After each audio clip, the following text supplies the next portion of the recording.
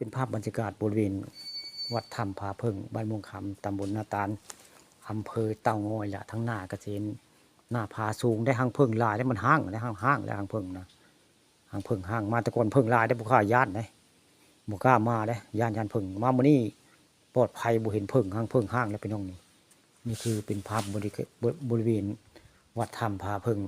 บ้านม่วงคำตำบลนาตาลอำเภอเต่างอยได้เป็นสถานที่เหมาะปฏิบัติธรรมไว้ง่ายว่ามาเที่ยวมาชมได้งานนี้คือวัดถ้ำผาเพิงบ้านม่วงคำตำบลนาตาลบางมื้อก็เห็นลิงหลายได้หมู่ลิงเพิ่นมาบริเวณนั้นหน้าถ้ำนี่ได้นี่ยาคูพวกเราลิงเป็นหมู่พุ่นเด้มันมาเต้นดองอยู่บริเวณหน้าถ้ำวัดผาเพิงบ้านม่วงคำตำบลนาตาลนี่ลิงหางยาวได้ยาคูทราบมาฟังได้นี่คือเป็นภาพบรรยากาศในวัดถ้ำผาเพิงบ้านม่วงคำตำบลนาตาลและผู้ค้าตอนเช้ามื้อนี้พามาเบิ่งวัดถ้ำผาเพิงบ้านม่วงคำตำบลนาตาลมีพระสวยงามบรรยากาศคักพี่น้อง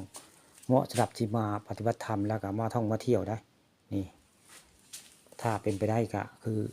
ให้ผ่านน้ำล้นบริเวณท่าแพด้านใต้ของบ้านม่วงคำตำบลนาตาลหรือว่าพญาเต่าหินทางโค้งไปวัดไปอันบักโคกลางพี่น้องปั่นผ่านน้ำล้นประมาณ 2-3 เมตรแล้วก็เป็นสถานที่ท่องเที่ยวเอาแบบอย่างของบ้านกกโดกกปลาซิวเนาะหรือว่าผ่านน้ำล้นบ้านตะโงยได้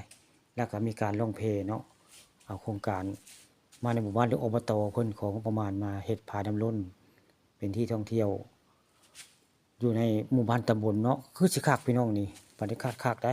ล่องเพจากท่าเพขึ้นมาด้านหน้าวัดผาเพิงนี่คักแน่นอนได้นี่แล้วก็ขึ้นมาก็มาไหว้แล้วก็ล่องเพเมื่อคือเก่าบรรยากาศคักบ่มีไผฮาวเรื่องสถานที่ท่องเที่ยวบริเวณวัดผาเพิงบ้านม่วงคำตำบลนาตาล